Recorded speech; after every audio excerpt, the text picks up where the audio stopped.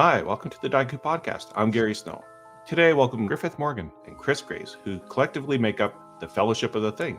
These are the folks behind the Secrets of Blackmoor documentary, as well as the publishers of the Lost Dungeons of Tonisborg and the upcoming and now recently released Blackmoor Foundations, which I have a copy of right here.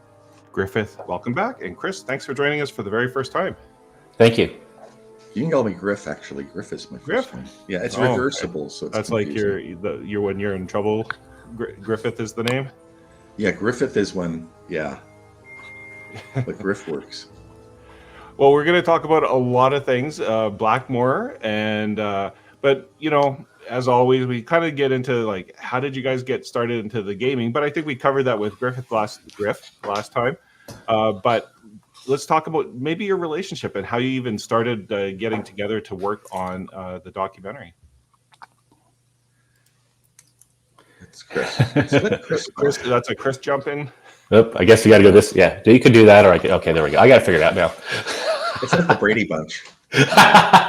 Yeah. Well, actually, Griff and I Griff tells a story too. I used to publish a magazine in Denver back in the 90s. It's like 30 years ago. And I think it was exactly 30 years ago. But so Griff ran into me the first time. I was holding a meeting for my magazine. He was at this coffee house and he was introduced to me and he kind of thought, oh, they're busy. I'm going to keep on going. And then I didn't, what is it again? Like 20 years later, 15 years later, he ends up in the coffee house that I own. And well, it's even funnier because we have this thing where we would be in the same place. Yeah. Like when he was studying film in college, he was downstairs with people like Stan Brakhage and I forgot what the other guys' names were, but like significant filmmakers. And I was upstairs with the video teacher, Janice Tanaka.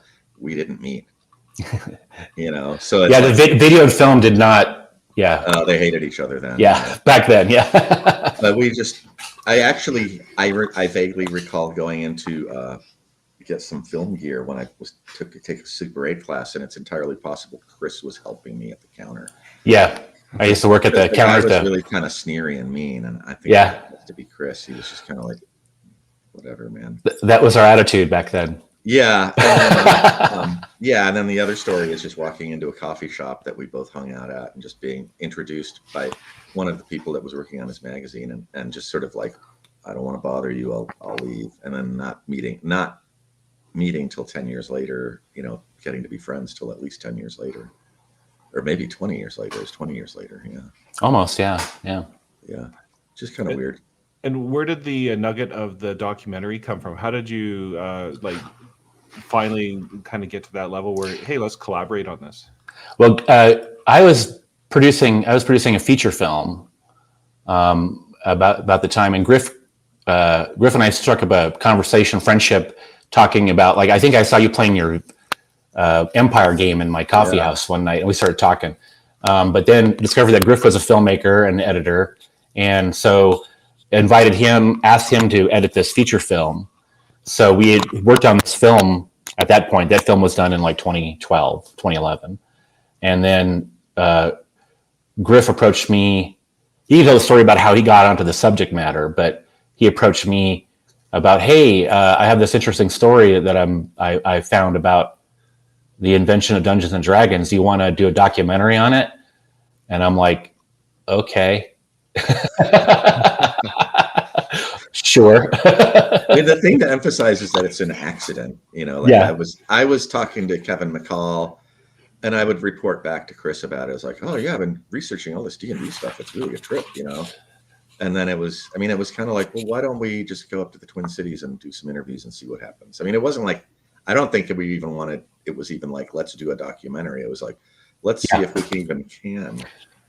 Right. It was, we did a horrendous 10-day shoot up in the Twin Cities. It was like every minute was scheduled. Griffith did this incredibly dense schedule, but we went up there with 10-day shoot, interview people just to see.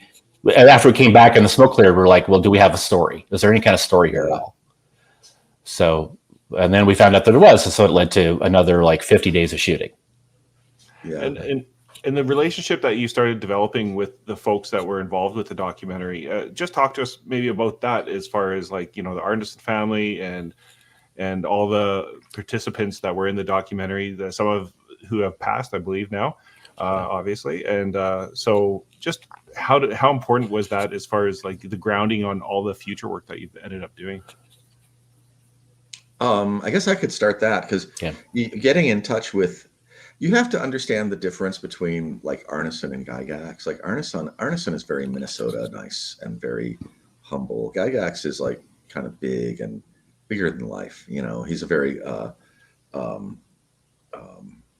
extroverted sort of person, right? And so then after they pass away, like with Gary Gygax's family, they kind of come into the limelight because Gygax always maintained the limelight. Arneson always maintained kind of a low-key presence. He would release game products and stuff, but he wasn't like a superstar. I think the Arneson family, there's something that happens when a person passes away, which is if they're famous, is that suddenly all the vultures come out and people want things and they want to associate themselves with the thing. And so I think Malia, sort of intuitive, and her husband Luke, they just kind of laid low. I mean, they were watching weird stuff going on, and so I don't think they had any sort of public presence at all. And then reaching out to it's like, I'm going to do a documentary about Dave Arneson. You want to talk to Malia, you want to talk to Dave Arneson's dad. And so it took about 2 years before Malia would even return my calls. Like I was texting her and stuff, and I would get like, oh, think about it. And then I would talk to Blackmoor a bunch, and I'd be like, can you get Malia? And they'd be like, we don't. Like there was a serious. It was. I mean, Malia laughs because I'm like, it's like dealing with the mafia, okay? And it's like you don't deal with the mafia boss. You talk to the underlings, and they look you over, and they decide what they have to do the next person up. And so there was a huge boundary there, and I make it sound like these people are like criminals or something. It just had to do with this. A lot of people doing really weird things when somebody passes away. And so you have to really prove that you're trustworthy and worth your word. And so I think that was like a really important part of it. And, I don't know. It's just, if you haven't been in that situation, it's hard to understand what it's like. People want to exploit you as a resource, am I going too far on that, Chris, or do you think I'm on board?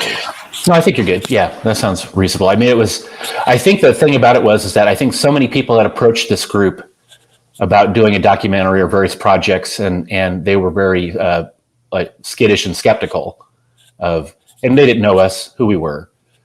We didn't know whether we were going to do what we said or whether we were going to, make people look bad. They had done worked to try to help people with a lot of projects in the past and got burned. So I think they were very cautious, which reasonably so. And it took a bit of time for us to kind of become friends with the group and be trusted and for them to open up. And that's I think why we did so many shooting days, is because they would do a preliminary interview with us, and then we would look at the stuff. Griff would get back and talk to them. They would come back and go, well, Griff would ask questions like, trying to find out what's really going on, which I think is kind of unusual. And they go, oh, this guy's actually trying to do something. So let me give you some more information. Or they would discover something because they hadn't thought about it in 40 years or whatever.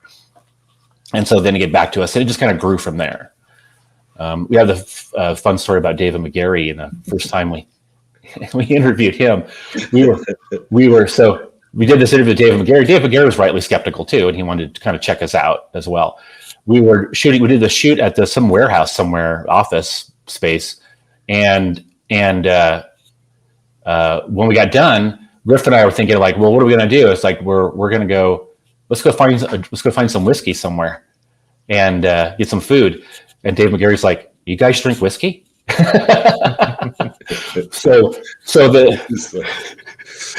Exactly. So the next thing we know, it's like we're meeting with David McGarry. He's calling David Wesley, who's the Brownstein, and the next thing Wesley called me. We were out at a bar. Like, yeah.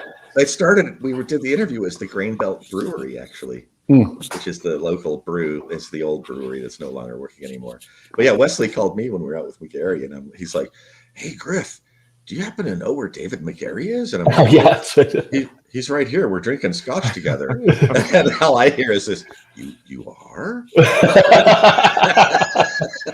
Like, how do I get in on that? So then next thing you know, Wesley's comes down. But that's when we really broke the ice. Yeah. For sure. And but you got, like, we were trying to be really I was trying to be really professional and sort of distant. Like, I'm the reporter, when interviewing people. And so I was trying to keep distance because I didn't want to get too close because I didn't want to bias the story too much. And then finally I realized, like, you can't, if you're a documentary filmmaker, you end up knowing the people, and you just have to do your best to, like, here we're having fun hanging out because we're buddies, and here we're doing work, and that even the gaming, it was like the first time I didn't want to be in on the shoot, so I watched them play Napoleonics. Next time we came out, I was like, can I play Civil War miniatures with you guys? So I played Civil War miniatures with Dave Arneson, the Civil War Airfix miniatures, and every time I go back, I'm like, what are you guys playing? We want to play, And what was your kind of takeaway as far as, like, when you were editing the documentary and, like, the community that kind of surrounded Blackmoor, for lack of a better term, of the group there? But what was your kind of takeaway as you were editing it and the final product and kind of what it showcased? Ooh, I don't know. I mean, it was hard.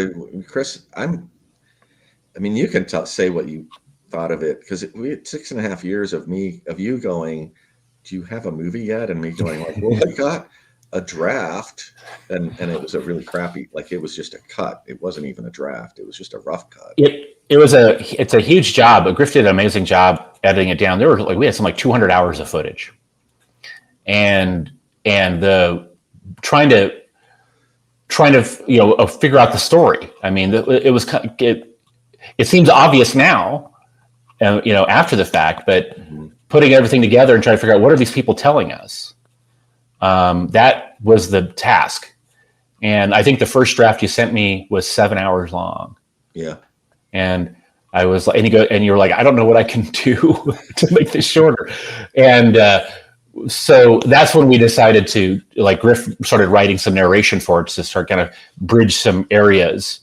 And then we got the movie down to about 2 hours, and that was where we were at. Yeah. I think that's where you get, like, as a documentary filmmaker, it's funny, nobody asks me about documentary, like, we're both filmmakers. Nobody asks us about filmmaking.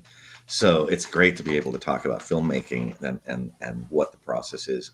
And I think for a documentary, a research documentary, you really need to do a lot of writing. And it was when I started writing that it started to really come together and solidify. Before that, it was like all these disparate cool clips that didn't really have any context for somebody who wasn't in my head. And then the other thing I would say is that everybody who has tried to do, there are all these people wanting to do like a history of D&D. There's lots of unfinished, there's wreckage out there of movies that never got completed. And it's because it's such a huge story, they didn't know to cut, like, just take one story that's interesting.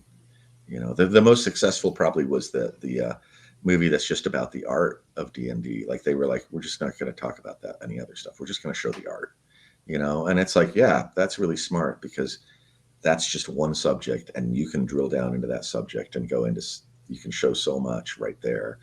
And yeah, I don't know. I mean, that was the big hard part, was just kind of like culling it down to what is the story here. And I felt the story was really just how do RPGs originate. So, Chris, were you a gamer at that time when Griff said, hey, I got an idea for a documentary, or did you learn as you went along? Oh, I've been gaming since like 1977. So I go back and forth with it, but yeah, I played the original first edition, and then I played the Holmes edition.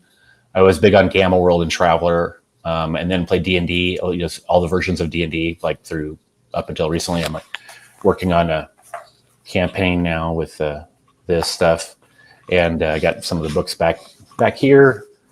I'm digging through again. So I see the orange spines there. Yeah. So.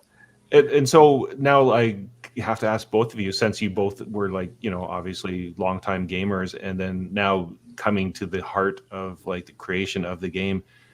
Do you now that so many of those people have been lost to us, do you really like reflect upon the documentary and going like, wow, that was a unique opportunity that we had to kind of like be part of that story and telling it, and then B, like hearing it right from the folks that were involved with it?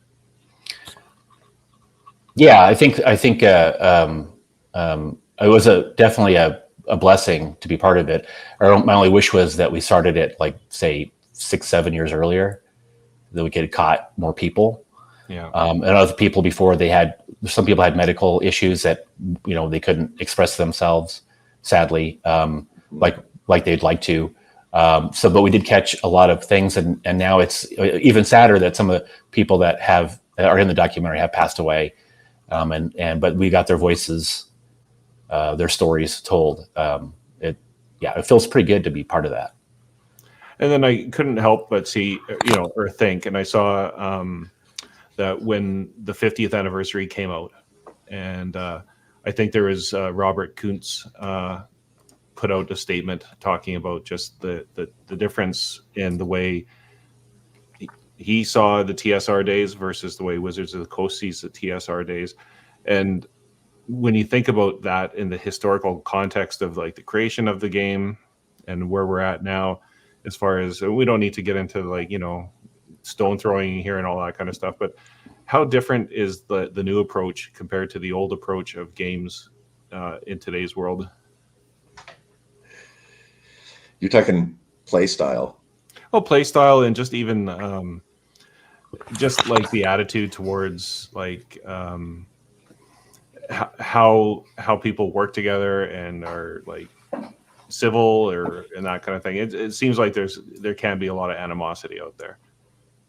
I think, well, historically, TSR was the Hasbro of its time, the Hasbro WotC, and Gamma, the Game Makers Association or whatever, that came out of a lot of hostility toward TSR. TSR kind of, they were kind of jerks. They treated business as sort of a form of warfare, and they were out to destroy anybody that they felt was competing with them. I think to the point of even releasing games that competed. If they heard somebody was doing a game about trolls, they would release a little game about trolls. They were doing the same things that Microsoft would do. And so in the industry, I think there was like a community of smaller companies that were all kind of like, yeah, we're not competing against each other because the people who buy your thing are going to buy my thing, or I'm doing war games and you're doing RPGs, so we're not even against each other. But there's the monster over there, which is TSR. And so that kind of, on the business side, I think that persists as far as what you see now, But as far as gaming, I mean, I don't know. I mean, you're looking at Knave, you're going full like minimal. Yeah.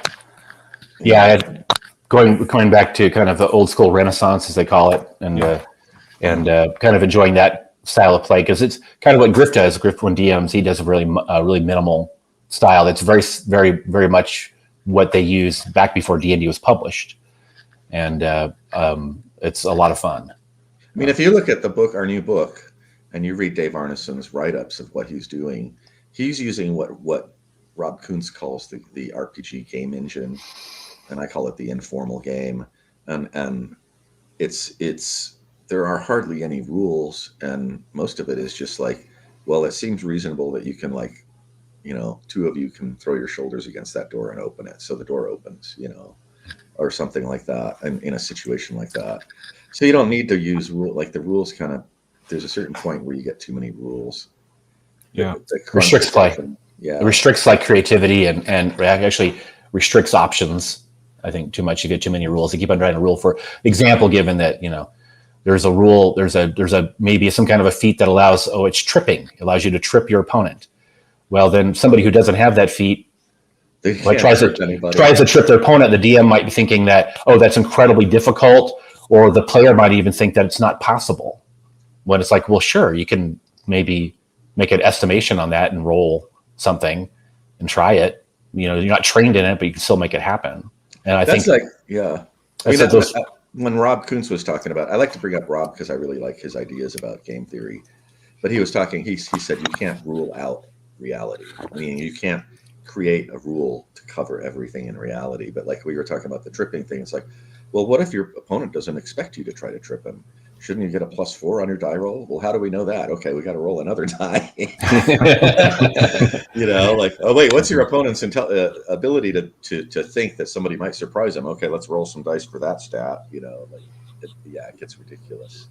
Sorry to interrupt you there, but no, I totally agree. As far as like, as soon as you start codifying and making a rule for everything, then like the game just bogs down, and it's just a matter of. I like the FKR OSR style of where like the referee or DM is just the world, and whatever is reality, as long as there's a common understanding of that, like you can just kind of roll with it. And in fact, a lot of people didn't even know the rules. Like you can have a DM that goes like, I'll tell you when to roll and what to roll, and other than that, just tell me what you do. It's sort of funny because after we did the movie, it created a lot of interest in the style of play we're talking about, even more so than before. And I coined the phrase reasonable results based on reasonable expectations. And the idea that when you play a game, your players and the DM have established what the reality is and what is reasonable, like what you can, I'm going to reach out and just test to see if the doorknob turns. It's like, that's a reasonable expectation that I can do that. And so I just say I do that. And the DM says, yeah, you can turn the doorknob, but it seems like the door's locked, But that's kind of the core of that. The whole style of play is like you establish the reality of whatever setting you're in, and then what you choose to do. If you're superheroes, then, we're inside a house and this is just a drywall wall. I'm going to punch through the wall and go into the other room. Yeah, you can do that because you're Punchy Man, and Punchy Man punches things, and we don't need a rule to make sure that Punchy Man can punch through a drywall barrier, And as far as the next steps, like within your evolution as publishers and your work with the Blackmoor community and the Arneson family, the Lost Dungeons of Tonisborg, tell us how that came to be, and then just I know I have a full interview with Griff. I'll put the link up above. Yeah, people should just watch that because it really covers everything already. But just to give us a quick recap of how that kind of came to be, and then like also, I guess, the next steps of talking about Blackmoor Foundations and kind of how that all flowed together. Lost Dungeons of Tonisborg, it's funny because we found it in an interview for the movie. So we were at McGarry's house and we all have coffee cups because we don't want to seem like we're drinking scotch, but we're actually all drinking scotch in an interview. Or maybe it was wine that night. I don't remember, but it's, we're adults. We can do that.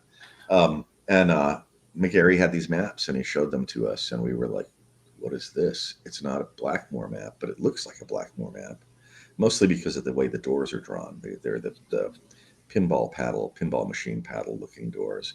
And so then he suggested that it was probably Greg Svensson's dungeon. When we went to interview Greg Svensson, I told Greg, that we thought we had found his dungeon. And when I revealed to the gang of historian guys that we had this, Dan Boggs was like, well, I can just email the maps to Greg and he can tell us what it is. I was so overloaded with stuff that it's hard to conceive of the amount of stuff I was holding in my head trying to edit the movie because I was being so many different things. And, I was being an archivist and an editor and a director and a writer, all of that. So Dan just emailed them to Greg and Greg was like, yeah, that's my handwriting. That's my dungeon that was lost in 1980 something, 83 or something like that. And Dan and I had been talking about writing a book on D&D stuff. And so it was like, why don't we just combine Tonisborg with a book about how to play kind of in the old school manner? Because Tonisborg really is like it's the only handbook on how to be an old school DM that I know of that's sort of very clearly written and goes into a lot of detail on the things you need to do. And so we just kind of combined the two ideas of like, here's an old dungeon. And then Dan had his rules that he had written based on old drafts like the Daloon manuscript and other drafts that he had found, and also just stuff he culled off of like interviews on the internet with Gary Gygax and Dave Arneson. And so it's like, yeah, let's just make a set of dungeon rules. We won't even make the wilderness rules. It's just going to be a dungeon game. We got this massive dungeon, 10 levels deep. It's really old.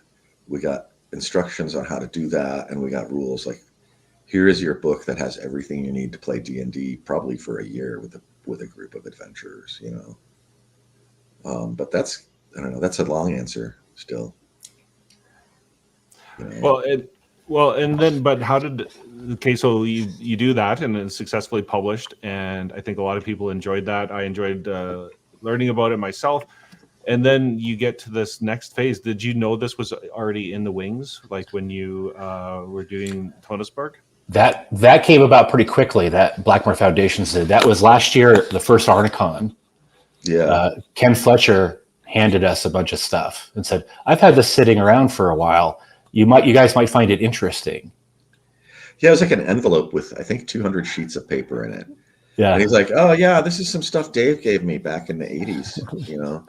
And I it's just like, "Chris, this stuff is amazing. I've never seen anything like it." Yeah, that is freaking amazing. Like that could be the very first adventure in Blackmoor. We don't know. We don't even know the order these things should go in.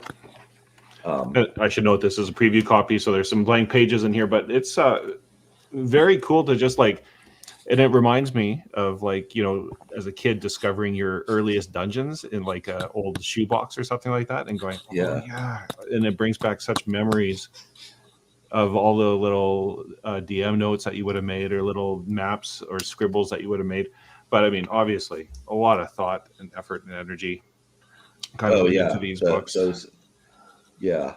And the amazing thing about it is that those are people that like that didn't exist. That kind of, you know, what a wilderness map, what a map looks like for role playing games, what a dungeon map looks like. That stuff didn't exist. Yeah, it's like, you know, that's a later version of the Blackmoor City map. And but it's like if you look at their early stuff, it's like this is them kind of figuring out ways of communicating these ideas that now are very standard and people think that maybe have always existed. In that book, you're seeing somebody work through how to communicate these ideas for the first time. That's the thing, is like people see these things that are standardized because a corporation will decide how to do it, right? And so they'll present it a certain way. And it's like, that's something that Chris and I always talk about, especially going through the movie. We talked a lot about people who are critical of like Dave Arneson, and they're like, oh, I could have thought of that, you know, like sort of attitude, don't understand how profound a true original idea is, you know. And so like Dave Arneson came up with the framework for what, I mean, it's not the framework. It's like, if you don't have the ideas that Dave Arneson created for the dungeon, for wilderness, for being in a city, for how to run an RPG, you don't have an RPG.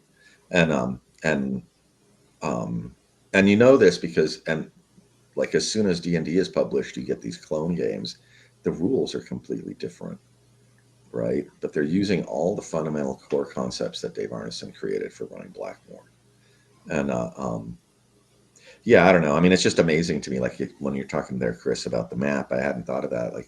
Like even a map, an RPG map, like they're really, I mean, there are game boards and there are board games with maps on them, but an RPG map is a totally different thing, because it's not like I am in this square or in this part of the country that's delineated by this little border. It's like, yeah, we're over here by the castle. Yeah, we're not at the castle. We're just like below the ridge because we don't want the people in the castle to see us. You know? Those kind of ideas are kind of, I think, really profound, you know, the nuance of how the system works. And so with the naming convention of Blackmoor Foundations, and going back to your relationship with the family, and just tell us, like, you are official licensees of the Blackmoor name, which will, you know, that probably leads into our next topic of discussion with other games that are claiming use of like Blackmoor. But tell us your relationship with the family, and like how this game has been kind of approved as far as using the Blackmoor name? Well, yeah. So, I mean, we've developed a relationship with the family over the last 10 years, and they like what we do, and they trust us, and we've been helping them. There was a lot of, I think my thoughts about it from what I've heard is that Dave Arneson really just wanted to get ideas out there and have fun. And he wasn't so much of a businessman or worried about contracts or he would just, he would shake hands with people, make deals that way. So there's a little bit of a trail that we're trying to pick up on what legally is, where the IP rights belong. And we're starting to get that narrowed down quite a bit. This whole thing with this latest Age of the Wolf thing has definitely helped us get more on top of this and dig deeper, because we've found a lot of leads doing this investigation. It sped things up quite a bit. Mm-hmm. But the family, they have their own things going on, and it's like, Malia, the family was essentially looking for somebody that would help them, fight this fight, and then kind of in exchange, we're kind of got early in on publishing some official Blackmoor stuff, and part of it is also to help them secure their rights by publishing these books. That helps the estate defend or assert those rights. So I'm not sure what else I could say there about that. Yeah, well, I'll just maybe catch people up, and we don't need to get into the details of things, but just to kind of catch people up on basically what has kind of transpired is there's a group, a publisher by the name of Studio Inkbat, and they were set on publishing a thing called Blackmoor Age of the Wolf, which they say is the Blackmoor setting hundreds of years in the future, and I guess the questions always have come up as far as where did this come from? Was it a Dave Arneson product? They say that it was underway and near publishing at the time of his death and passing, and so but it's been sitting somewhere for 15 plus years, and now it's set to be released under the banner of Blackmoor Age of the Wolf, and maybe just to kind of give us the broad strokes, we don't need to get into the details of it, but they're basically saying it's a Dave Arneson product, but there's conjecture as to is that actually the case? Yeah, basically it comes down to two things. One is, so they approached the estate looking for the estate's blessing, and they wanted to buy Malia dinner at Gen Con. And have her participate in something. So we were I contacted the family and told them what was going on. And the idea was, we need to see the material. We need to see what this material looks like. What's in it? What kind of evidence do they have? Do they have correspondence with Dave? Is there any kind of contract for this material? Because they would be really excited. It's oh, wow, a whole unpublished Dave Arneson work that come out of nowhere that he worked on before he died. This is awesome. We'd love to see it. And they were very excited about the idea. And so I told Inkbat, well, we just need to see a copy of it and any correspondence that you have or contracts, anything you have that shows that Dave Arneson worked on this. And it was essentially talk to the hand. So we were very confused by that because they said they wanted to honor Dave Arneson. They were really excited about honoring Dave Arneson at Gen Con, the 50th anniversary of D&D. And we're like, yeah, that's exciting. So yeah, show us what you got, because we want to build this. Yeah, and no, can't see it. Yeah. Okay, but we can give you some money. Well, we can't really. We're not talking money at this point. We don't even know what we're talking about, and we can't. The estate doesn't even want money. It's like, yeah, it's like we Yeah, we were talking about, like, I was going to say, oh, we're going to give these 100 books away for free. That's what they said at the convention. And we're like, sure, it's like $100, 100 books. And it's like, and it's a new Dave Arneson thing. And, maybe we'll license it for $1 because it's just such a small thing, but it's exciting. Well, yeah, you can't see it, but here's some money we can offer to, we can give you the rights to the book after we're done giving it away at Gen Con. It's like, but we don't even know if we could even distribute it. We don't know what's in the book. We don't know what we're licensing here. Well, go ahead, Griff. Oh no, that's the thing. It's like we don't even know if there's somebody else's IP in the book, right? Right. That was the big thing. Is that some of the conversations? Yeah, fundamentally, they were in conversations. They were getting things like fair use and right of publicity mixed up, and copyright, trademark. They were getting the stuff mixed up, and so we're thinking about state law, and so we're thinking, well, they may not really know what they're doing, and so we're trying to like maybe help them with this. That was the thing. Is it felt as if they didn't really understand that like at first I just reacted like this is garbage. I don't even believe this is Dave Arneson work, right?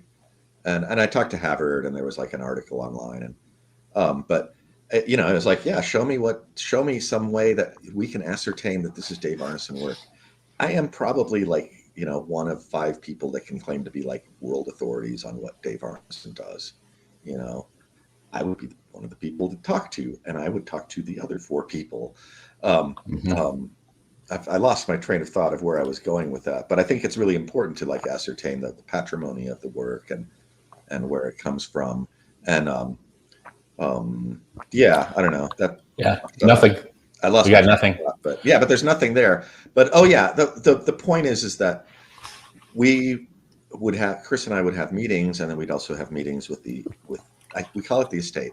We had meetings with Dave's family, and we were like, yeah, we're trying to figure out what this is. If they can let us see what it is, maybe we can help clarify this for them, right?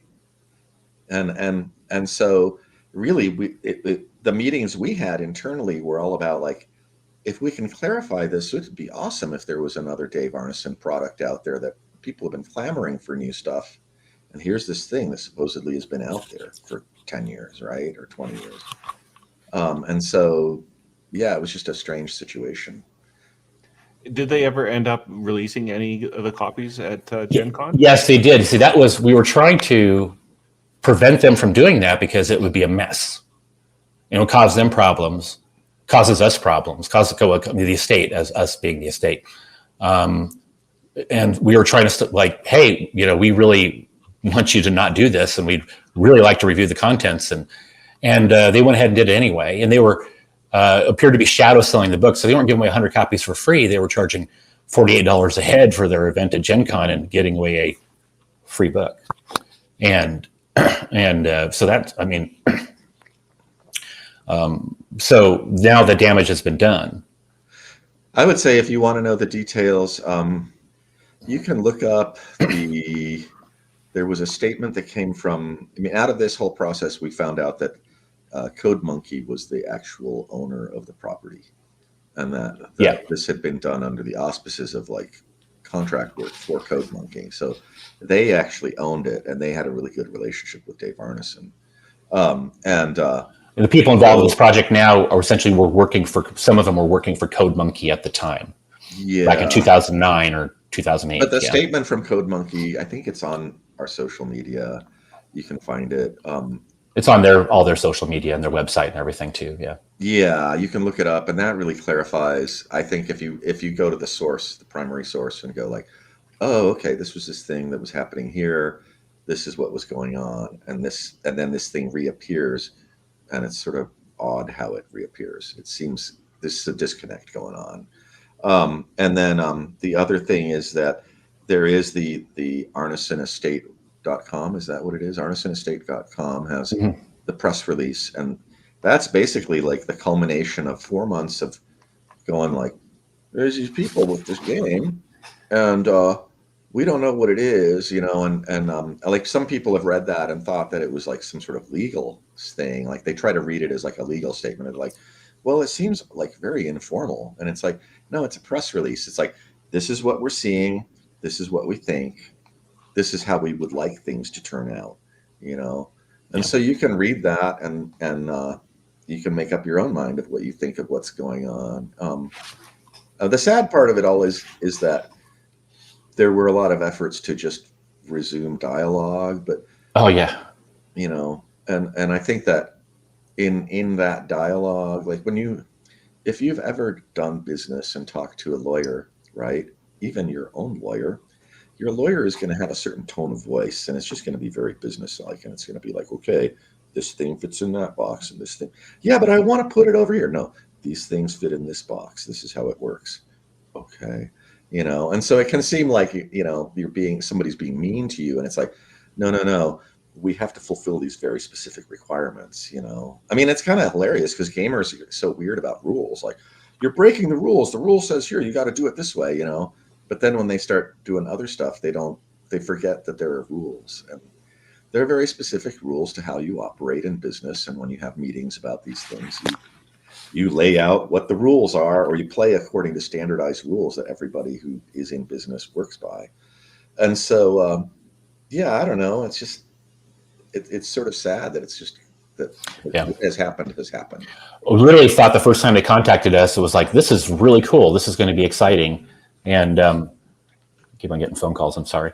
We thought they first contacted us, we thought this is going to be really cool. This is really exciting. It's like really happy. It's like, this is going to be great. And then 2 or 3 emails later, they're telling us, well, since we're giving away for free, we don't need to talk. We don't need your permission for anything. And I'm like, well, no, actually you do. And so then we had to get the attorneys involved, and then they started talking to us again, and they started offering us everything, like I said, under the sun, except for let us see the content of the manuscript and any proof you have. And then nothing else happened after that, really. Other than we sent them a cease and desist, 2 cease and desists. Tell them you can't do this, because they're literally using a Blackmoor trademark, and then on top of it, they're violating the estate's right of publicity for the Dave Arneson name. So it is literally like somebody taking and saying, "Hey, this is a Gary Snow project, and Gary Snow, we're going to put Gary Snow's name on it, right?" And you're like, "Wait a minute, you don't have the right. You can't just put my name on a product.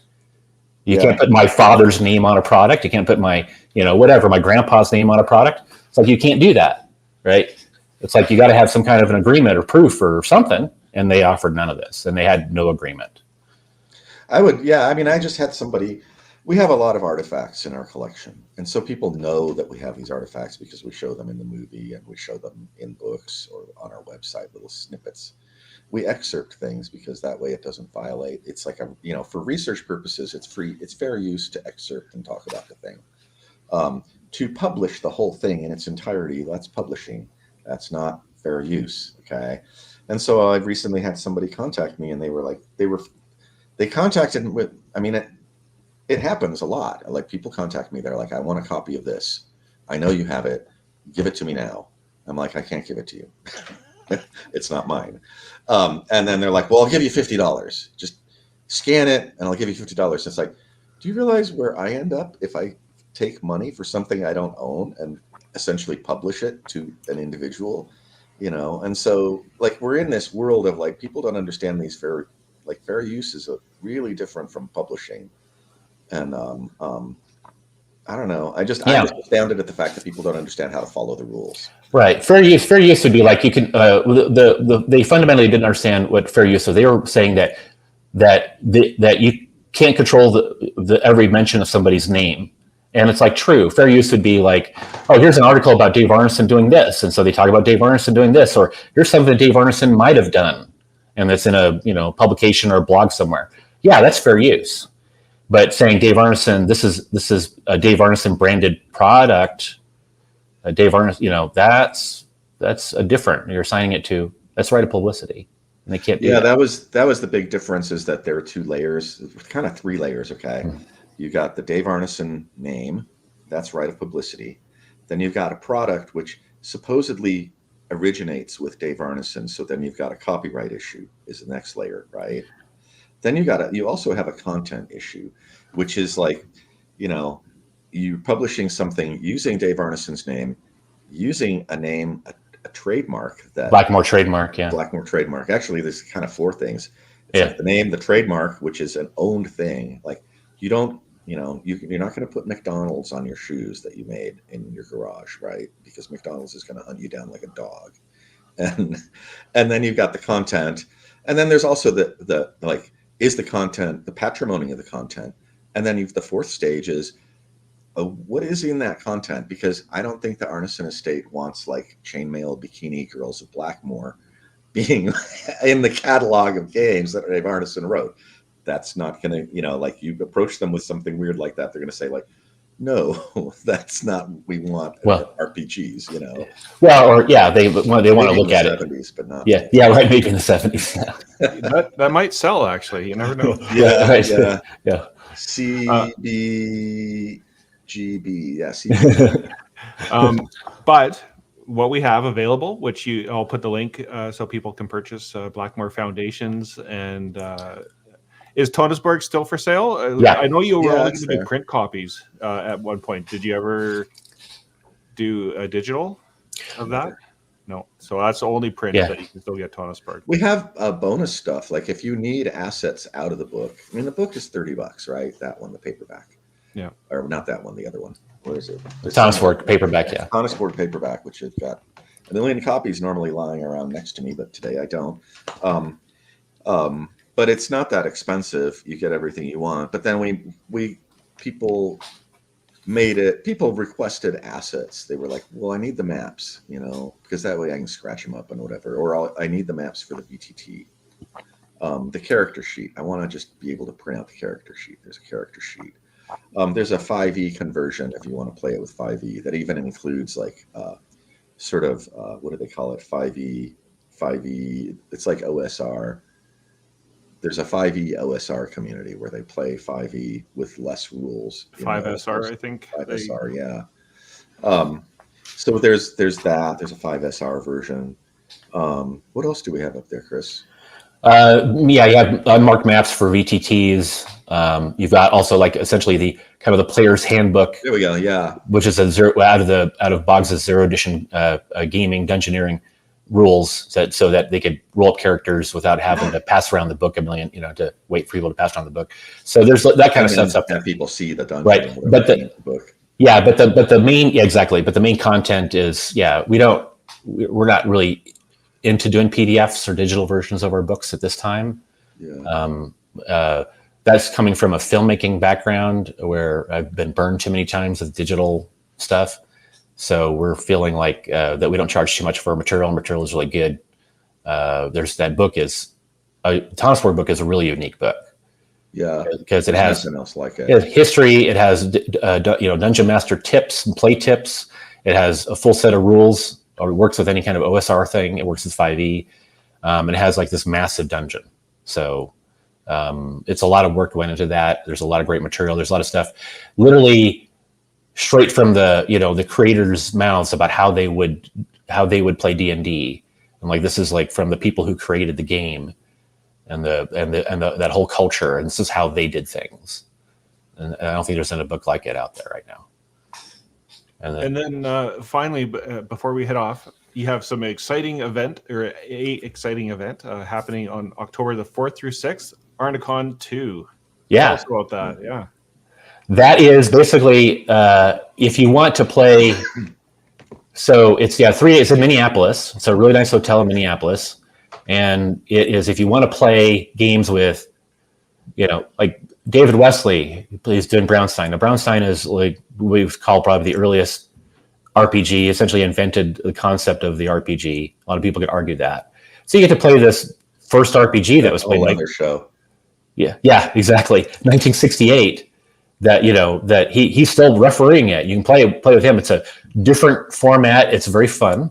We're going to publish that too. Yeah, that's going to be another book coming up that we're going to do that. And then you have, it's like Dave McGarry's there talking about Dungeon, and you can play Dungeon with David McGarry. And then there's Rob Kuntz. He's creating a whole new game module for the convention that he's going to referee there. He's going to also do some open gaming sessions, so you can play with the guy who co-wrote the original Greyhawk supplement back in the 70s, and it was essentially the part of the Gygax family, and knew Gary, knew Dave, knows the whole history. He was there at the beginning. He's going to be there. Then you have the original rules that the Blackmoor bunch, the Twin Cities gamers, used to play war games, and kind of evolved, kind of led to Blackmoor. And what else is there? I mean, we got Carr's coming. He's going to run the Dawn Patrol, Fight in the Skies, World War I aerial combat game, which is really fun. They have a really cool setup. Yep. And they have a whole community. They're bringing their whole. They usually do their own convention, and they contacted us and they were like, "Can we like merge with you?" And so they're kind of doing their own convention in a room at our convention. It's kind of fun. Yeah. Malia will be there to sign books with Dave Arneson's name because there's a story behind that. Yeah, Dan Boggs will be there. I want to hear the story if you don't mind delving into that. Go ahead, Griff. You want to? Well, the way I heard the story is that she was in high school and she figured out how to forge Dave Arneson's name. Her dad. So she would forge her dad's name to write notes to get out of school. And finally, she's not showing up for 2 weeks straight. The school's like, this is kind of weird. I'm going to talk to her dad and find out why he's keeping the kid out of school. And he's like, I didn't write those. and he's like, that looks a lot like my signature though, but I didn't write those. So Malia was like, oh man, I'm so busted. I'm going to be in so much trouble, right? Dave's laughing. He's like, you know what? Since you're so good at signing my name, you get to sign my signature on everything that comes here from people that want a signed book. Now on. So she's like, as her punishment, she has to sign Dave Arneson's on like 1 million books. So she got really good at it. My Greyhawk has a Dave Arneson signature in it. Yeah. And they have some other special guests that are going to be. We have Paul Stormberg, who does the Legends of Wargaming and Legend of Role Playing at GaryCon. He's actually running several games. Yeah, he's in a Greyhawk and a Blackmoor with using Bill Hoyt. Yep, he's going to run a big chainmail battle using what I dubbed the medieval battle notes from Dave Arneson, which we date to maybe 1970 or so. It's like a sort of a role played war game where everybody is on like it's a 3-sided game. And, yeah. So he's kind of if you want to see there's also new stuff. There's some people doing 5e there. There's a Gamma World game. There's a bunch of independent publishers playing their games. That Kevin McCall has his own game system. He's been testing out. He's running that there. Yeah. I mean, it's fun because the big conventions, you don't really have a connection to it as much. It's a really small convention. We refer to it as we rented a hotel to throw a gaming party for our friends. Yeah. And like other people can get a ticket and go too, and they get to be our friends too. It's like, it's not going to be very big at all. I mean, it's the amount of like FaceTime you get with, somebody that you think is like a god of gaming. It's like, you can just sit down with them and like get a soda and be like, so if you were doing this in your campaign, would you do this? It's so different from like other hobby or other interests where you have famous people and they're just untouchable. In gaming, it's like when it comes down to it, it's like, are you a gamer? Okay, let's sit down and play a game. We're like on the same level, Like I'm going to play, I insist on playing at least one war game. So I'm going to be playing in the Strategos game with Ross Maker with Napoleonic miniatures, because I just love that. And, it's just going to be getting together with our friends and gaming, I think. Well, it sounds like a nice, fun, intimate environment and kind of at the roots of the gaming world itself. So if people are interested, I'm going to put links to sign up for the convention and purchase the products and all those good things. So Griff and Chris, thanks for coming on the show. And can I just say one more other thing, though? Sure. I'd like to, because we haven't been recording that long. In fact, you started your recording and we talked during the beginning. We got 10 minutes. The thing I keep trying to push within the sort of independent gamer community is the idea of like, if you do something, it's not going to hurt you if you promote somebody else's game. And like, even if you don't, I don't know, you don't even have to like each other. It's just like share each other's work on social media. Like there's a guy over here and he's doing like this weird thing.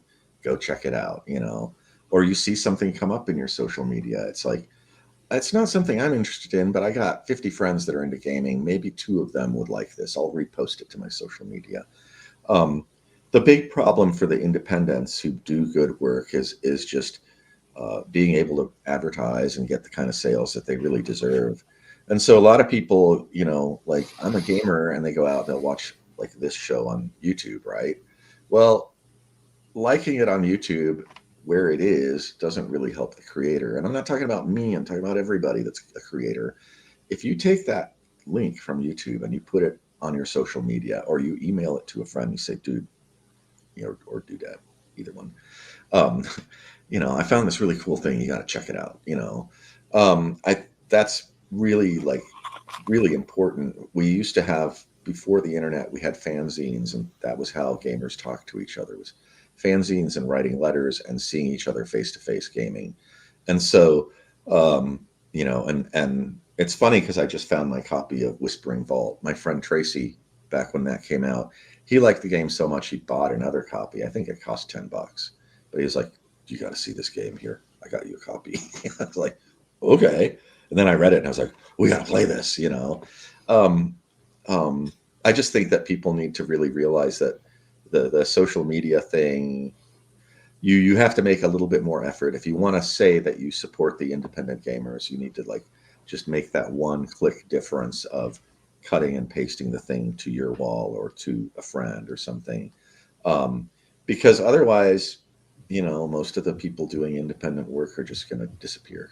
You know, they're not going to, they got to work to put food on the table, and they'll end up focusing on their real job, and they won't do any more of this stuff, you know. And it is a tiny little effort to just kind of retweet or share it out, or even with one sentence going, I like this. And this might actually be a good opportunity to announce upcoming change to my channel, or an addition to my channel. Oh, yeah. Where I'm going to invite guests such as yourselves to come on, and I'm calling it Hidden Gems, where you talk about a book that might have been, or game or adventure that has been overlooked in the past. And you go like, why on earth wasn't this more popular? And trying to bring it back into the limelight a little bit, and why you like it, and why people missed out on it, and what they should have done. So maybe you both can come back and talk about a hidden gem that you are aware of. I got a stack of them. Yeah, I got a few. Yeah. I'm sure Griff has a ton, though. Yeah, I'm sure. Well, I talk to the people more. Like Chris does the business side. I'm the one that's out front. So I talk to more people, and people are like, oh, this is what I'm doing. And they give me a copy. And so I've got a stack of stuff that, like the Ardu and Grimoire reprints, I'm really tight with those guys. They're just fun, you know. And so I've been like posting about that and talking about that, because I think that David Hargrave didn't get it. Like, he didn't get as much attention as he should have. And he died, I think, of maybe heart problems at the age of like 46 or something like that. He's really young, you know, and they incredibly prolific, you know. But yeah, I don't know. How much time do we have? I think we got 5 more minutes. Anything else that we need to cover? I think that, you know, if you can, the big thing is like, if like our game convention, you know, we don't need to sell 1 million tickets. It's small, but we're having trouble getting the word out because people aren't doing that repeat thing. It's like the Minnesota scene. Like, if you're in Minnesota and you watch this video, tell a friend, or if you know somebody in Minnesota, be like, these guys are doing a really cool gaming convention that's going to be, I mean, it's really like, it's like nothing else I've ever been to, because it becomes like family, you know? Yeah. And it's like, if you're in the Minneapolis area, it's like, hey, you know, tabletop role-playing games were invented in your city. Maybe you want to meet some of these people that know, help create the hobby that you enjoy. They're right over there. They're just going to be right over there. Maybe you should go check it out. The other thing about conventions is that, like, a lot of gamers, you know, if you're a new gamer, you're going to be playing the thing that's most common. It's like, where do I go to dinner? Well, I went to Taco Bell. I guess I'll go to Taco Bell again, right? Yeah. But there's other places around. You may miss that. There's that like amazing Chinese place that's just around the corner, but you've never been there and never seen it. And that's the same with the games you play at conventions. I think a lot of people go to conventions and they play the games they expect to play. So they're going to play like whatever game. I'm not going to name anything, but you know where I'm going. And we have like, I'm going to run a naval battle using Fletcher Pratt, which was like conceived around 1937. And it's a really amazing naval war game. And it's kind of where hit points come from. And it's also kind of with Starfleet Battles, isn't it? Kind of related to that? Starfleet Battle. Well, yeah. Well, Starfleet Battle Manual probably got a lot from that. Starfleet Battles comes out of Luzaki's Starfleet Battle Manual. That's right. Yeah, there you go. Yeah. But there's like we have the Plato game room, you know, where early computing, like you can play the original dungeon crawl game that you would play on a computer. Like that's how I started playing D&D, was on computers. I didn't even know it was a paper game for like a year, you know, and so I was astounded. I was like, somebody took the computer game and turned it into like a thing you can play at your table without the computer. It's genius. And then I realized, but anyway, you can play like D&D. You can play Crypt is another great one on the Plato system, cyber1.org. But my big thing is Empire. And so we're going to do an Empire tournament on Sunday. Which anybody can come. Anybody can play. And it's aptly named Griff War. Yeah. Yeah. And I don't know. It's like you wouldn't expect to like that. You know, like to me, that's the trifecta. You know, it's like I play RPGs, I play computer games, and I play war games. And there's no reason not to try. Like at a convention, you can just safely try all these things. People show up with all the stuff, and you know. That's the idea of the convention too, is try something different, and everybody there is like, go, let me tell you about my game and come play it. I mean, that's what it's all about. So like this guy showed up with $1,000 in miniatures, and he's going to let you play with his miniatures. Okay. Are you full up with people at the booths or games or running games or anything like that? We could still probably fit in a few more events.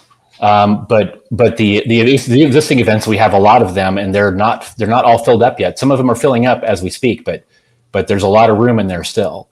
But we don't have, this is kind of a small convention. We don't have the space for booths right now. That's something that we're thinking about in the future, because this is actually like a small convention of, I don't know, maybe 150 people right now. We're going to have probably like a table that's going to be more like the market, you know, the game market. Yeah. So if you make a game and you come to the convention, even if you're not running games, you know, bring some copies and you can stack them on the table, and we'll sell them at the convention for you. Like that way, you know, if you're coming and you need to make like, I need $300 to cover my trip to the convention, maybe you'll sell some games and cover your trip to the convention, you know? Yeah.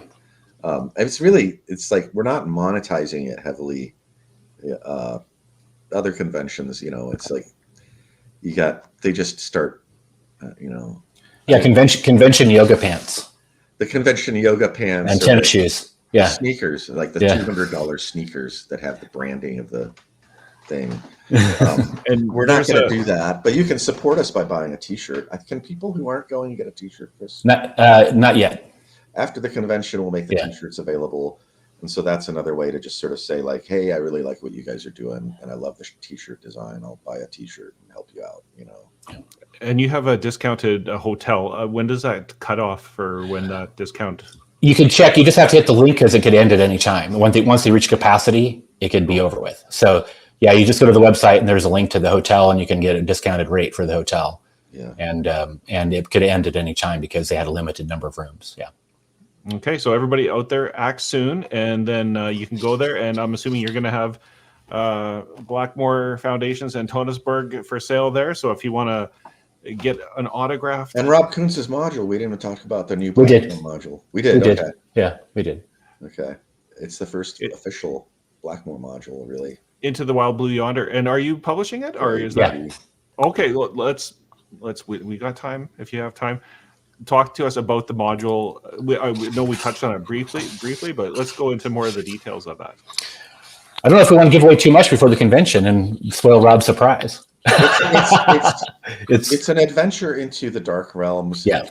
And the Dark Realms are populated with creatures and things that the Egg of Kut has placed there to protect something.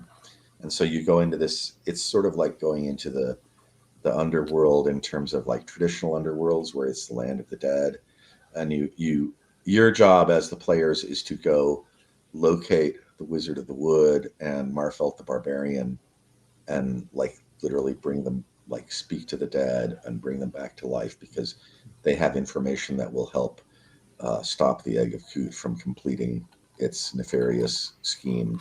Yeah. That's written just for this convention, and we will be publishing it. There likely will be copies for sale there at the convention. I mean, it's a major first. You've got Rob Kuntz, who was at he's kind of, I refer to him as the fulcrum of the lens. He was kind of the communication guy between Twin Cities and Lake Geneva people. Like, he was really close with everybody, you know? And so he's making a module for Blackmoor, but he's the guy who, I mean, he was really the Greyhawk dungeon master. You know, everybody talks about Gary Gygax playing D&D, and he's got his famous, is it Mordenkainen or whatever, his famous character, right? Well, who do you think was running Gary through Greyhawk Dungeon when he was playing his character? It was Rob, you know? So you've got the Greyhawk Dungeon Master, one of the two originals, making a module for a Blackmoor adventure. And it's official, you know, it's like, it's a new thing. It's kind of cool, and it's carrying forward the tradition, and it's written for Advanced Dungeons and Dragons. So all the AD&D players are probably going to be like, "Oh my God, I got to get this." But, yeah, that's cool though, and the art is really cool. We got a really good artist. Yeah. Cool. Well, now I think we've exhausted our tried to cut us off. But Griff, Chris, thanks for coming on. You're always welcome back to talk about upcoming projects, as well as if you want to come on and talk about Hidden Gems, officially launched today, as far as games that have flown under the radar and deserve a little bit more light on them. So thanks again for coming on the show, and appreciate all the work you've been doing and keeping the legacy of Blackmoor and Dave Arneson alive. Thank you. Appreciate it. Thank you.